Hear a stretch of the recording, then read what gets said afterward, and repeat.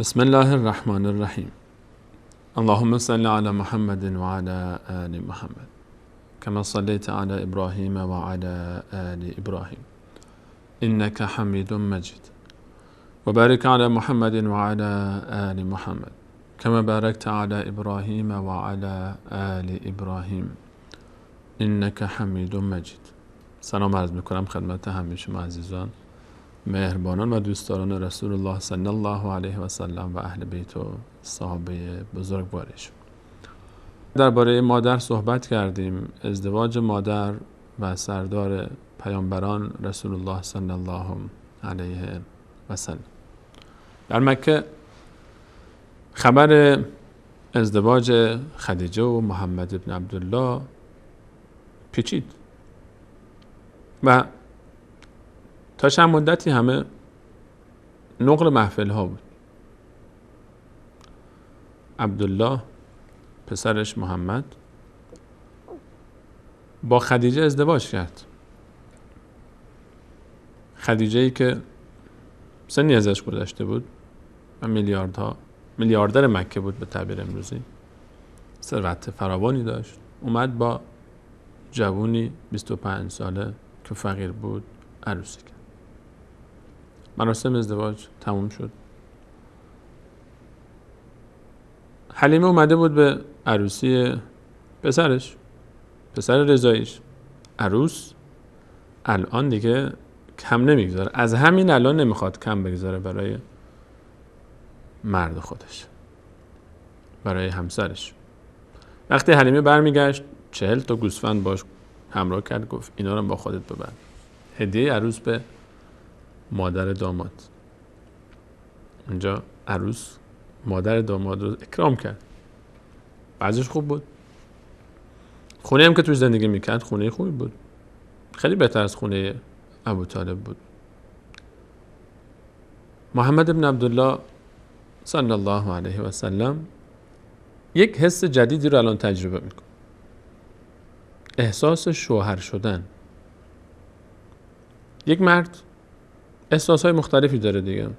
بعضی وقتا تجربه پسری هست، اولش تجربه برادری هست، تجربه همسری هست، تجربه پدری هست.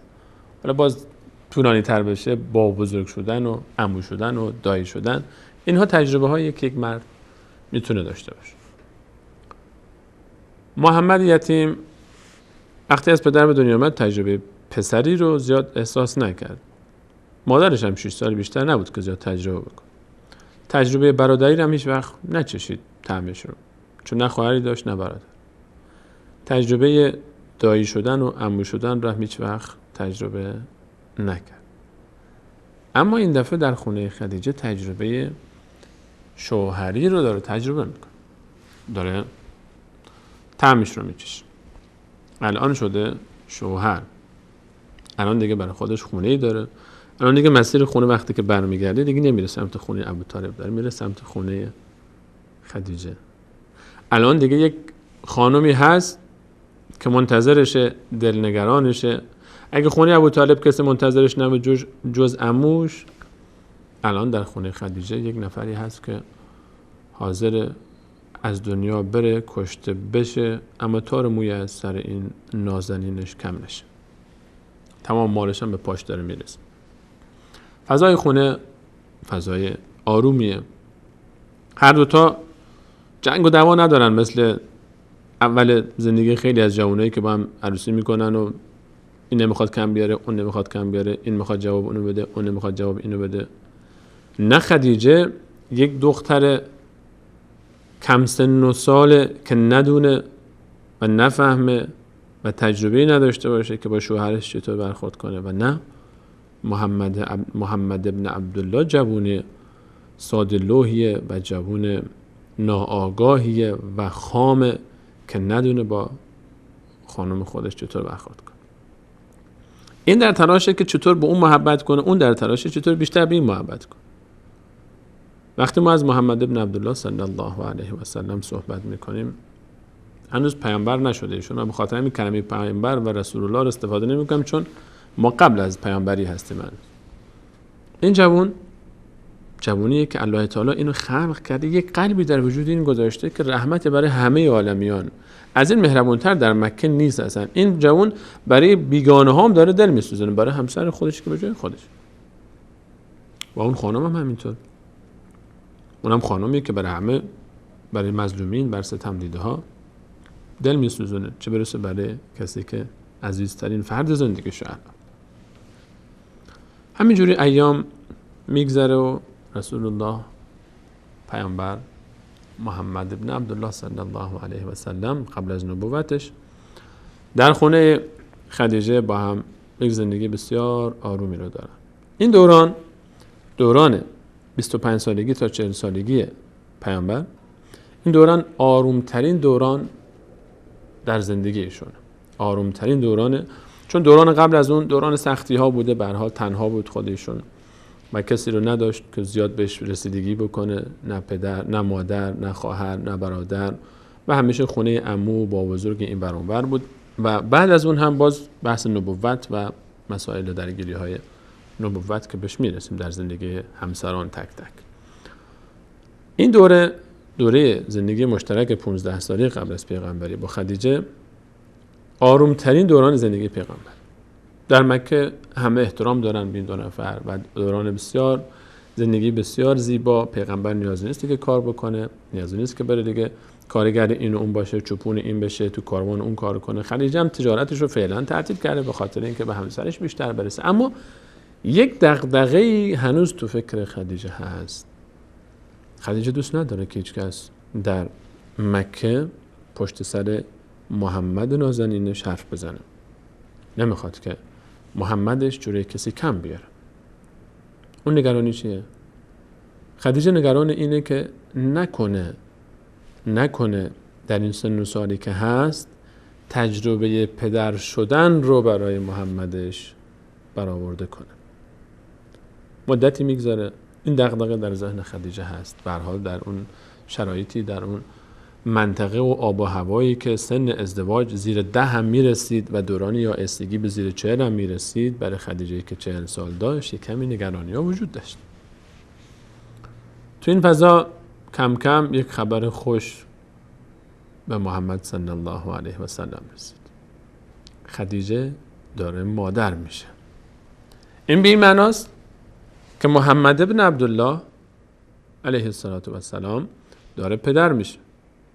خدیجه خوشحاله که بعدن کسی طعنه نمیزنه به محمد نازنینش که این همه دختر دوشیزه بود و رفتی کسی رو گرفتی که سنی ازش گذشته بود، آخرم هیچ فرزندی هم نصیبت نشد. خوشحال از این. محمد ابن عبدالله هم الان تو شرایطی قرار گرفته که داره نزدیک میشه به حس پدر شدن. بعد از اینکه شوهر شد حالا میخواد پدر بشه، میخواد این حس رو تجربه بکنه. اما محمد ابن عبدالله صلی الله علیه و سلم هم فراموش نکرده که دقیقاً الان در همون شرایطی قرار داره که پدرش عبدالله وقتی ایشون در شکم آمنه بود در همین شرایط قرار داشت. در همچین موقعیتی که آمنه مادر محمد صلی الله علیه و سلم حامله بود برای فرزندش، عبدالله شوهر از دنیا رفت و پیامبر وقتی به دنیا آمد که عبدالله پدرش رو ندید. نگرانی ها، دغدغه ها هست. هر شوهر دلسوزی مهربونی نسبت به همسرش وقتی که در دوران حاملگی هست این احساس رو داره، نگرانشه و رسیدگی میکنه تو این دورانی که به هر حال اولین فرزند خدیجه و محمد قراره به دنیا بیاد. خدیجه قبلا تجربه مادر شدن داشته 3 بار، اما این دفعه براش خیلی مهمتره. این دفعه فرزند جدید برای خدیجه خیلی مهمتر از اون 3 تای قبلیه. چرا که این دفعه محبتی که نسبت به محمدش داره نسبت به اونا نداشت. این دفعه الان دیگه نمیخواد که مردم مکه بهش بگن دیگه تو عمرت گذشته، عمری ازت گذشته، دیگه تموم شد، دیگه با امید فرزنددار شدن نباش. این دفعه این فرزندی که به دنیا میاد خیلی براش مهمتر از تجربه های قبلیه. و محمد ابن عبدالله صلی الله علیه و سلم هم اولین تجربه پدر شدن براش. قراره که چند وقت بعد یک ذات نازنین لطیف خردسالی مثل خودش ببینه. قراره که چند مدت دیگه یک ذات نازنینی رو، یک نوزاد زیبارویی رو بیارن بدن دست ایشون، بگن اینم نسخه دوم شماست. حس عجیبیه برای محمد ابن عبدالله صلی الله علیه و سلم. و این دوران به هر حال داره هرچی نزدیکتر میشه به آخرش، شاید دغدغه ها و نگرانی ها هم بیشتر بشه، تا اینکه روز تولد نوزاد فرا میرسه و محمد صلی الله علیه و سلم پدر میشه. رسول الله صلی الله علیه و سلم پدر میشه و خدیجه بار دیگر مادر میشه. خوش به حال اون فرزندی که پدر و مادرش محمد و خدیجه. چه خوش نصیب اون کسی که تو این خونه به دنیا میاد. یک پسر نازنین به دنیا میاد به اسم قاسم. بعدها پیغمبر اسمشون رو قاسم گذاشت. یک پسر نازنینی به دنیا میاد و خبر میپیچه در مکه که خدیجه مادر شد برای محمد فرزندی به دنیا آورد، مادر فرزند محمد شد و محمد پدر شد. قاسم اولین پسر رسول صلی الله علیه و سلم به دنیا میاد. قاسم نازنین وقتی به دنیا میاد مادر هم دوستش داره. وقتی نگاه میکنه چهره محمد نازنین رو درش میبینه. وقتی محمد علیه السلام نگاه میکنه به این طفل نازنین چهره خدیجه رو در اون میبینه. این دوتا رو بیشتر و بیشتر به هم نزدیک میکنه. اما الله تعالی محمد صلی الله علیه و سلم رو چنان آزمایش میکنه در زندگیش که عجیبه. در زندگی این بزرگوار خیلی وقتها شادی و غم با هم آمیخته است. چند مدتی گذشته تصور کنید این اتفاقات حتما برها تو هر فضایی تو هر خونه میفته دیگه. پدر وقتی که میاد میره سراغ طفل نازنینش، برش میداره، میبوسه، بو میکنه، علاقمنده، باش رابطه داره، کم کم شروع میکنه به صحبت کردن، اسم بابا رو میگیره، اسم مادر رو میگیره و این فضا چقدر محبت ها زیاد است. کم کم شروع میکنه داره کم میخزه رو زمین، بعد کم کم شروع میکنه به راه رفتن. سرگرمی هر دو تا داخل خونه است. اما این لذت، این شادی زیاد دوام نمیاره. قاسم نازنین از دنیا میره. هنوز 2 ساله نشده از دنیا میره. از 1 سال رد شده، هنوز تازه داره رشد میکنه که از دنیا میره. محمد نازنین صلی الله علیه و سلم پدرش رو از دست داده بود، مادرش رو از دست داده بود، حالا پسرش رو هم از دست میده. ناراحت میشه خدیجه ناراحت میشه، یقینا ناراحت میشه از اینکه یادگار محمد نازنینش، پاره تن خدیجه و محمد صلی الله علیه و سلم از دنیا رفت. اما 2 نفری با هم همدم و همراز و همغم و مونس همدیگن و با هم سپری میکنن این جریان رو. باز دغدغه همچنان باقیه. خدیجه دوست داره که فرزندی داشته باشه برای محمد نازنینش و این خواسته اونها برآورده میشه. بار دیگه اینا در فاصله همین 15 سال اتفاق میفته. بار دیگه دوباره یک موعد دیگه، دوباره یک امید دیگه، امید تازه. بار دیگه خدیجه داره مادر میشه. این بار دغدغه ها بیشتره. دفعه قبل یک پسر نازنین اومد اما نموند. به هر حال این دغدغه ها هم رد میشه. بار دیگه محمد ابن عبدالله صلی الله علیه و سلم پدر میشه. اما این دفعه نه برای یک پسر، این دفعه یک دختر به دنیا میاد. یه دختر به دنیا میاد توی منطقه‌ای، توی شهری که زیاد به دخترها اهمیت نمیدادن. یعنی اونقدری که به پسر اهمیت میدادن به دختر اهمیت نمیدادن. بعضی از این قوم‌ها، همشون نه، بعضی از این قوم‌ها حتی دختر وقتی به دنیا می اومد از ترس این که شاید بعدها اسیر بشه و نتونه از خودش دفاع کنه، یا از ترس این که نتونه خرجشون رو بده، یا از ترس این که به هر حال این بعدها مشکلی برای ما ایجاد نکنه، در جنگ‌ها بیان بگیرنش ببرنش، نمیتونه از خودش دفاع بکنه، شمشیر نداره، اسب سواری نمیکنه. بعضی زنده به گور میکردن دختر. وقتی خبر دختر بهشون میرسید خیلی ناراحت میشدن. و اذا بشر احدهم بالانثى ظل وجهه مسودا وهو كظيم. الله تعالی بعدها در قرآن فرمود که وقتی که خبر بهش میرسید که دختری به دادن، صورت سیاه میشد، صورتشو برمیگردون، ناراحت میشد، از محفل میرفت بیرون، یتوارا من القوم سوء ما بشر به، فراری میشد، متواری میشد از قوم از نحوست خبری که بهش دادن. ایمسکه علی هون ام یدسه فی التراب، که با ذلت و خواری این رو نگه داره یا این که زیر پای خودش لگدکوبش کنه در زیر خاک ها. همچین شرایطی بعد از اینکه پسر از دنیا رفته، حالا یک دختر به دنیا میاد. اما آیا خدیجه و محمد صلی الله علیه و سلم ناراحت میشن؟ کلا و حاشا. خدای خودشون رو شاکرن، از خدا راضیان، خدا بهشون دختری داده. محمد صلی الله علیه و سلم قدر این دختر رو میدونه، دیدش فرق میکنه با خیلی از کسایی دیگه. پاره تن خدیجه است، فردا این هم نمونه‌ای مثل خدیجه میشه، رنگ و بوی خدیجه رو داره. و خدیجه هم ناراحت نیست از اینکه چرا خدا بهش دختری داده، پسر نداده، یعنی اینکه به فکر این بشن که برن زنده به گورش بکنن. کلا و حاشا. اسمش رو میگذارن زینب. زینب اولین دختر خاندان رسالت. زینب خانم به دنیا آمد، جای خالی قاسم رو پر کرده، یه طفل جدید توی خونه اومده، فضای خونه رو عوض کرده.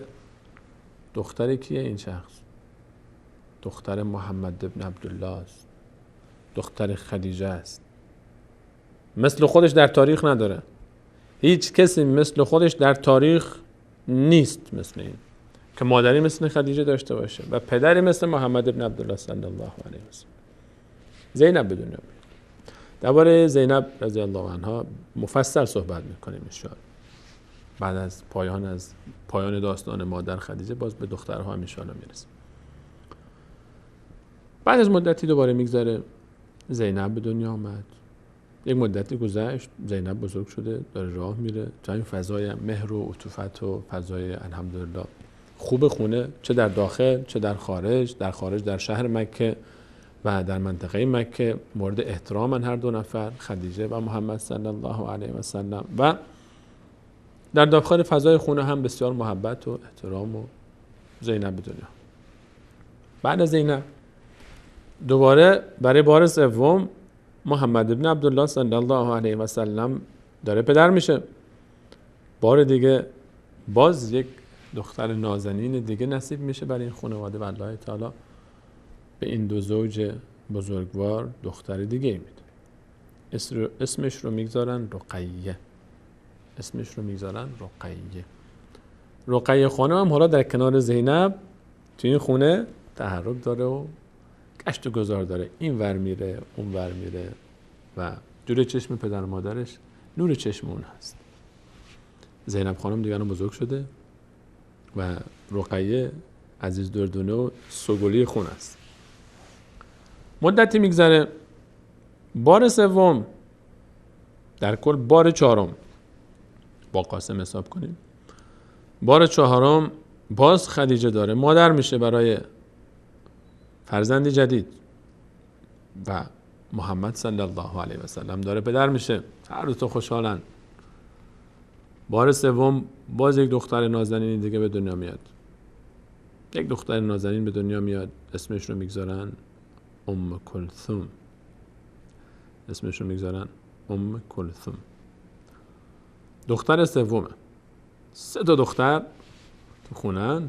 حالا دیگه باز یک کمی رقیه میره تو حاشیه، اون بعد زینب هم که خود نسبتا بزرگ شده الان، زینب خانم و رقیه هم دیگه الان بزرگ شده، الان باز عزیز دردونه میشه ام کلثوم. باز همینجوری زندگی زیبایی های خودش رو داره، یک فضای بسیار آروم، الحمدلله امکانات هم فراهم هست، خونه هم خونه آرومی هست، چه در داخل چه در خارج، فضا احترام، محبت، عشق، صفا، صمیمیت، آسایش، آرامش، رفاه. بار دیگه داره یک اتفاق میفته و این دفعه برای بار 4 و در مجموع بار 5. برای بار 5 ام المؤمنین خدیجه داره برای همسر بزرگوارش سردار کائنات مادر میشه و قراره که فرزندی دیگه‌ای به دنیا بیاد. همزمان یک اتفاق دیگه هم داره میفته. همزمان الان 10 سال گذشته از این زندگی مشترک. 10 سال گذشته. پیامبر 35 سالش. خدیجه 50 سالش. اون روزی که قرار یک فرزند جدید به دنیا بیاد، محمد ابن عبدالله صلی الله علیه و سلم از خونه میره بیرون که بره دعا بکنه، از الله خودش بخواد که همسرش رو کمک کنه در این فرزند جدید. همزمان مردم مکه اونجا یک اتفاق خیلی بزرگی داره میفته کنار کعبه. کعبه آتیش گرفته به خاطر کوتاهی یکی از زنهایی که رفته بود اونجا آتیش رو گذاشت، افتاد، آتیش گرفت، سقف چوبی بوده، مقدار چوبا ریخت، افتاد، دیوارا خراب شد. چند مدت بعد یک سیلی اومده، الان کعبه داره از بین میره، داغون شده، خراب شده، باید ترمیمش کنن. چیکار کنن؟ تمام مصدر رزق مکه کعبه است، تمام احترامشون به خاطر کعبه است. حرکت کردن رفتن به سمت کعبه که کعبه رو تجدید بنا کنن و ولید ابن مغیره پدر خالد ابن ولید یکی از سرداران مکه رفت که کسی جرئت نمیکنه حالا بیان دیوار رو خراب کنن، شروع بکنن. احترام داشتن به کعبه همون موقع هم، با اینکه بت پرست بود. تبری برداشت و با خودش کلنگی برداشت رفت روی دیواری که خراب شده بود، گفت خدایا تو میدونی که ما به خاطر اصلاح این کار میکنیم، قصد تمرد و سرکشی نداریم. کسی باش همراه نشد. زد، شروع کرد به کندن اون دیوار خراب شده و قسمتی که خراب شده بود. خلاصه کلام مردم همکاری نکردن، ترسیدن، گفتن تو فردا صبر میکنیم، اگه برای سرش در اومد نمیریم باش، اگه نیومد همکاری میکنیم. فرداش همکاری کردن تا مسئله به این رسید که الان سنگ حجرالاسود رو میخوان بگذارن.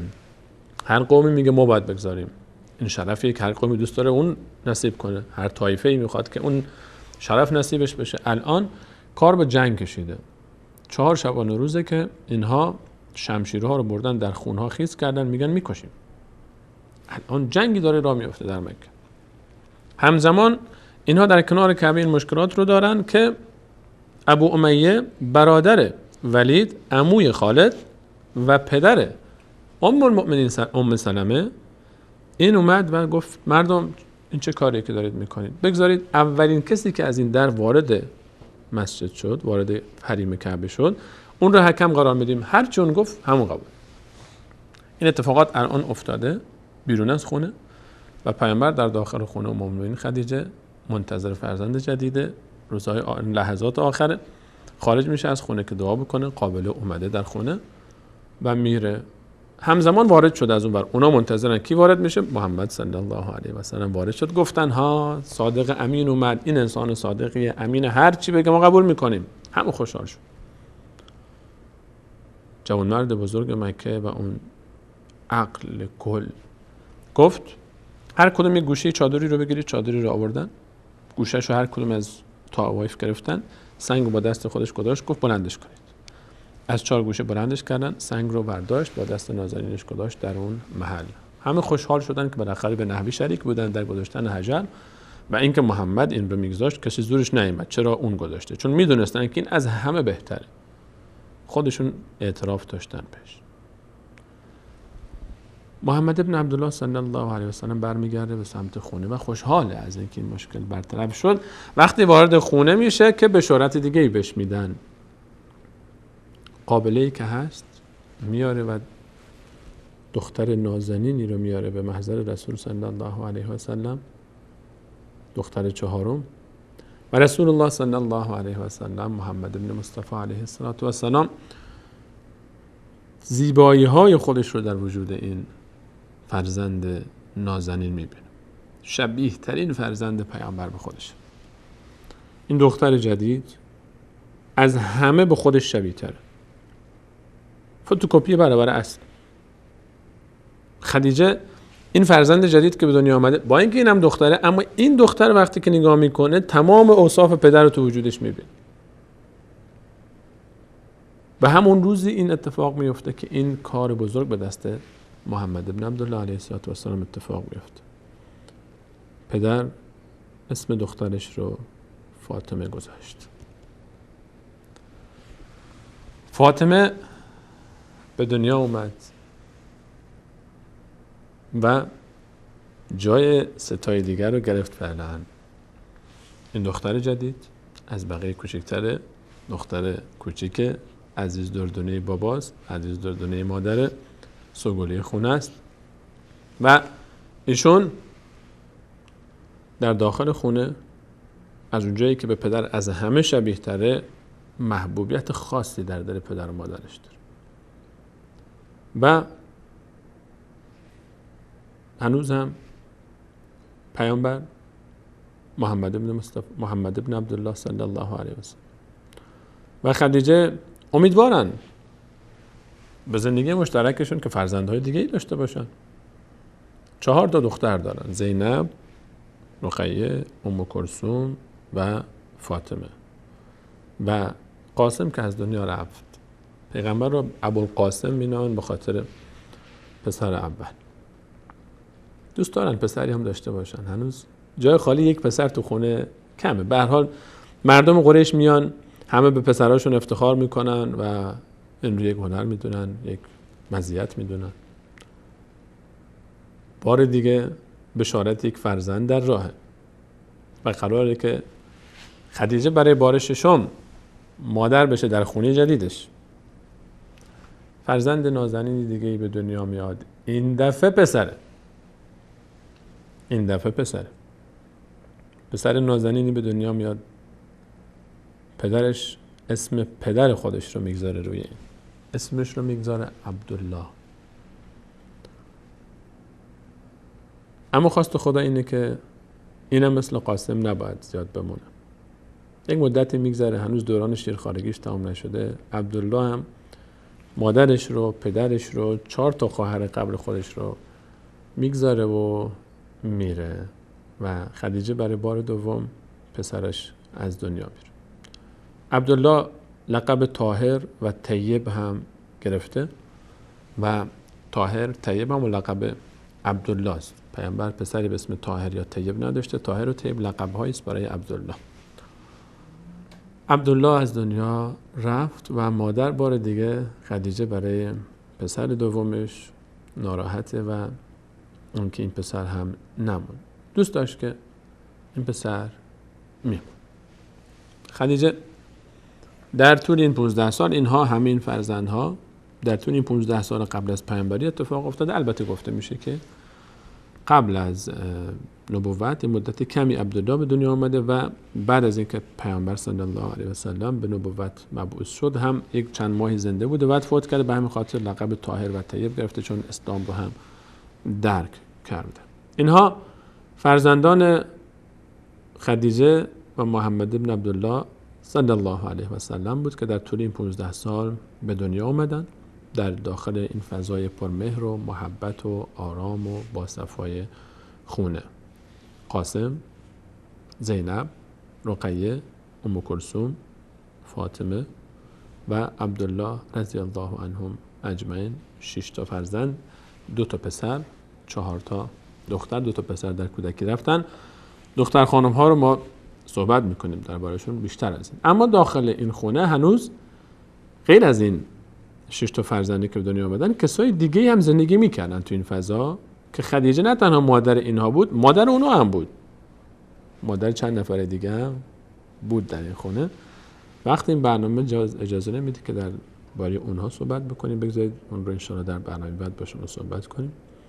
و اینکه داخل خونه خدیجه چه کسانی دیگه ای رو خدیجه سرپرستی میکرد و نقش مادری داشت بر اونها در این فضا و غیر از فرزندها چطور بود بقیه فضای خونه و پدر چی کار میکرد؟ پدری که شوهر خدیجه است و خدیجه در ارتباط روز با روز، به هر حال هر اتفاقی برام بیفته این هم جزئی از زندگی اونه و در زندگی خدیجه هم تاثیر مستقیم داره. اینها باشه برای برنامه بعدی. تا برنامه بعد همیشه عزیزان رو به الله متعال بسپارم. الله یارو نگهدارش.